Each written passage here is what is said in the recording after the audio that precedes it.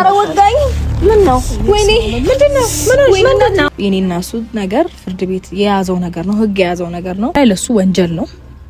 በመጀመሪያ ደረጃ ሩታ ወልዳለች፣ ሩታ መጣ መጥቷል፣ ሩታ ሆስፒታል ገብታለች የምትሉ ሰዎች ምንም ነገር የለም። እኔ በቃ እውነት ነው ተቃርባለች፣ ደርሳለች። አሁን ላይ በየትኛውም ሰዓት ላይ ሆስፒታል ልትገባ ምጧ ሊመጣም ይችላል። ግን ይሄ ነገር ቢፈጠር ማለት ነው አብርሃምን ቡታጅራ ነው ያለው። እሷም ሶሻል ሚዲያ ላይ አሁን እስከ ቲክቶክ ጭምር በጣም ንቁ ሆናለች። እያንዳንዱን ነገር ማሳወቅ ትችላለች እና እንደዛ የሚባሉ በጣም የጎንዮሽ ወሬዎች አሁን ደግሞ እንደ አዲስ መጥቷል። ይሄን 2-3 ቀን ዝም ብለው ነበር፣ ወይም ከሰሞኑ የተፈጠሩ ካሉ ነገሮች አንፃር ዝም ብለው ነበረ። ዛሬ 2-3 ቦታ ላይ እንደዚህ አይነት ነገሮችን እያየው ነው። እናም እስካሁን ድረስ ምንም አዲስ ነገር የለም። እንደዚህ አይነት ነገሮች ሲፈጠሩ ማለት ነው በሩታ ዙሪያ በጣም ብዙ ሰዎች አሉ ይሄንን ነገር ሊያሳውቁ የሚችሉና እስካሁን ድረስ ምንም አዲስ ነገር እንደሌለ በዚህ አጋጣሚ ላሳውቃችሁ ፈልጋለሁ ማለት ነው።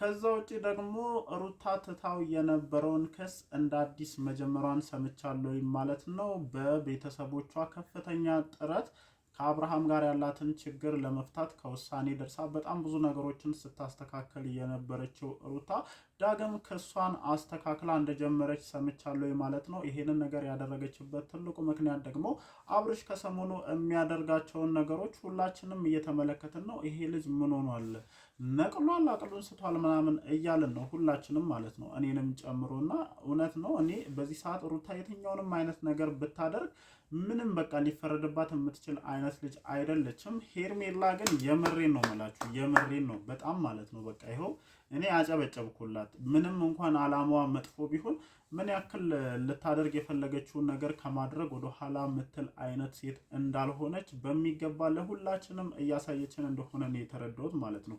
ምክንያቱም ሆን ብላ አብርሽ ጋር ተከትላ መጣች። እዚህ ጋር እንደሚያስማማ ሰው ሆና ፕራንክ እንደሚያደርግ ሰው ሆና በእያንዳንዱ በምናያቸው ቪዲዮዎች ላይ ማለት ነው ሩታን ታርጌት ያደረገና ሩታን የሚያናድዱ ነገሮችን ታደርጋለች። ትናንትና እንግዲህ የተፈጠረውን ነገር ሁላችሁም አይታችኋልና ይሄ ነገር ከተፈጠረ በኋላ ሩታ ምን አይነት ፊሊንግ ይኖራታል? የትኛውንስ አይነት ውሳኔ ብትወስን የዚህ ልጅ ስህተት ሊሆን የሚችል አይነት ነገር የለም። እኔ የሩታን ቤተሰቦች አንድ ነገር መጠየቅ እፈልጋለሁ። እያንዳንዱ ነገር ለዚህ ልጅ ተውላት። በቃ የእሷን ነገር ሁሉም ሰው ያውቃል፣ የመጣችበትን ሂደት ሁሉም ሰው ያውቃልና ማንም ሰው ሩታ ላይ ሊፈርድ አይችልም። ማንም ሰው ልጅሽን ያላባት ምናምን ብሎ እንትን ሊላት የሚችል ሰው የለም። እቺ ልጅ ሁልጊዜ እንድታለቅስ መፍቀድ የለባችሁ። ምክንያቱም አብርሃም ለሷ ምንም አይነት ጥንቃቄና ለሞራሏ ለሁሉ ነገሯ እንኳን የሚጠነቀቅ አይነት ሰው ሆኖ አላገኘነውም። በቃ ከሆኑ ጊዜያቶች በኋላ ወይም ሄርሜላ ከመጣች በኋላ የምናየው አብርሃም ለሩታ የሚሆን አብርሃም ስላልሆነ ፕሊስ የሩታ ቤተሰቦች እያንዳንዱን ነገር በራሷ እንድትወስን እድሉን ስጧት። ወይም ከዚህ ነገር ጀርባ እጃችሁን አታስገቡ። እስከዛሬ ድረስ ዝም ብላችሁ እንደተቀመጣችሁት ዝም ብላችሁ እቺ ልጅ የምትወስናቸውን ውሳኔዎች ብትመለከቱ ይሻላል ባይኔ ማለት ነው። ሰላም እንዴት ናችሁ ቤተሰቦች? ደህና ናችሁ ወይ? እንግዲህ እንትኑ ለማውራቱ ስቸኩል ሰላምታውንም ረስቻለሁ ማለት ነው። እንዴት ናችሁ? ሁሉ ሰላም አማን ነው? አሽወይና ነው። እንግዲህ ዛሬም በሰማኋቸው አዳዲስ መረጃዎች ወደ እናንተ ተመልሼ መጥቻለሁ። መግቢያ ላይ ያነሷቸው ነጥቦች አሉ። ብዙዎቻችሁ የሩታ ምጥ መጥቷል፣ ሆስፒታል ገብታለች ወይ ምንድነው? አሁን ላይ ቲክቶክ ላይም ዩቲዩብ ላይም አንዳንድ ቦታዎች ላይ የተወሩ ያሉ ነገሮች እውነት ናቸው ወይ የሚለውን ነገር በድጋሚ ጠይቃችሁኛል ማለት ነው።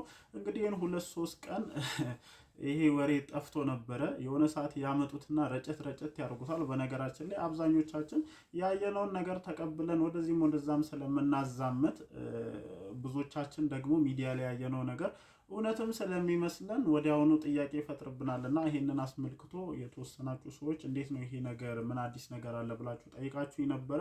እስካሁን ድረስ ምንም አዲስ ነገር የለም። በባለፈውም ይሄንን ነገር ተናግሬያለሁኝ። ሩታ እንደዚህ አይነት ነገር ቢፈጠር ወዲያውኑ ልታሳውቅባቸው የምትችልባቸው ሶሻል ሚዲያዎች አሉ። ጸሎት አድርጉልኝ፣ በጸሎታችሁ አስቡኝ ትላለች። መቼስ ከሷ ጋር ይሄንን ሁሉ ረጅም ጊዜ ላሳለፈ ተመልካች ዝም ትላለች ብዬ አላስብም።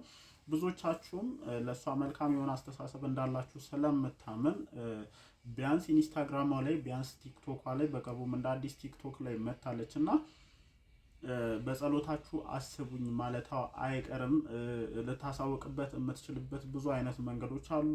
ከዛ ውጪም ማለት ነው ያው ጠቀማትም አልጠቀማትም አብርሽም እዚህ ቡታጅራ ነው ያለው። የፈለገ ቢሆን የልጁ እናት እስከሆነች ድረስ እንደዚህ አይነት ነገሮች ላይ ዝምታን ይመርጣሉ፣ ወይም እንደዚህ አይነት ነገሮችን ሲፈጠሩ ከማሳወቅ ወደ ኋላ ይላል ብዬ አላስብም። እና እንደዚህ አይነት አዳዲስ ነገሮች ሲኖሩ በእንደዚህ አይነት መልኩ ማወቅ ትችላላችሁ። ከዛ ውጭ ያሉ የቲክቶክ እና ሌሎች የዩቲዩብ ነገሮች ዝም ብሎ የሚወሩ ነገሮች መሆኑን ላሳወቃችሁ እፈልጋለሁ ማለት ነው። ወደ ዋናው ነጥቤ ስመለስ እንግዲህ ሩታ ትታው የነበረውን ክስ እንደ አዲስ መጀመሯን ሰምቻለሁ ማለት ነው።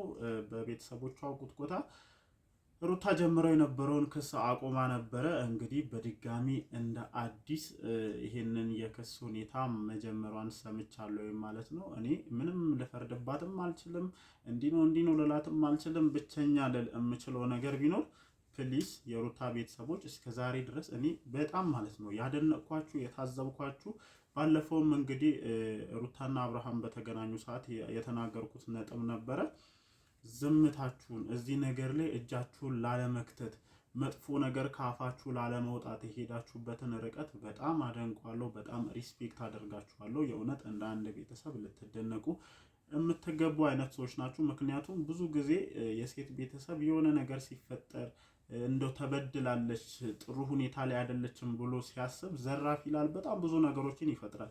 እኔ ብያለሁኝ አብርሽና ሩታ እግዚአብሔር ካለ አሁንም አንድ ሊሆኑ የሚችሉበት ብዙ አጋጣሚዎች አሉ። ምክንያቱም እነሱ ተራምደው የመጡበት ረጅም የሆነ ርቀት ስላለ ማለት ነው። እና አሁንም ቢሆን መጥፎ ነገሮች ሲከሰቱ፣ ብዙ ነገሮች ሲመጡ ከአፋችሁ መጥፎ ነገር አውጥታችሁ ነገ እናንተ የምታዝኑበትና ምን አለ ባልተናገረን የምትሉበት ነገር ውስጥ አትግቡ። አንድ ልላችሁ የምችለው ነገር ቢኖር እባካችሁን በቃ እያንዳንዱን ውሳኔ ለሩታ ተውላት። ውስጧን የምታውቀው እሷ ናት። እስከዛሬ ድረስ ያሳለፈችውን ነገር የምታውቀው እሷ ናት። ያልነገረቻችሁ ብዙ ነገሮች ሊኖሩ ይችላሉ።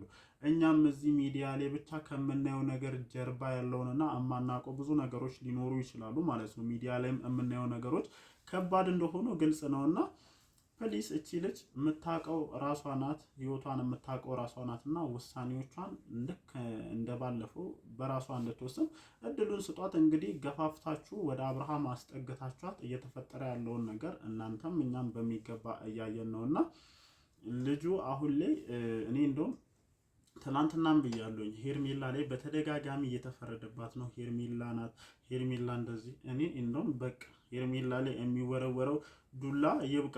ፍሪ ሄርሜላ ብያለሁኝ። የምር ፍሪ ሄርሜላ። አብርሽ ነው እያንዳንዱን ነገር የሚያደርገው እንዴ!